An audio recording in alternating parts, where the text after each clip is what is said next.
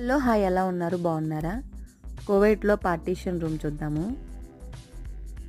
చూడండి, చిన్న రూము, 60 దినార్లు అంటే 15,000 రూపాయలు మన ఇండియా మనీ. ఇంత చిన్న రూము 60 దినార్లండి.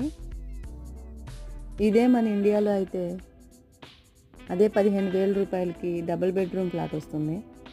కానీ ఇక్కడ 60 దినార్లకి 15,000 రూపాయలకి ఈ చిన్న గది వస్తుందండి.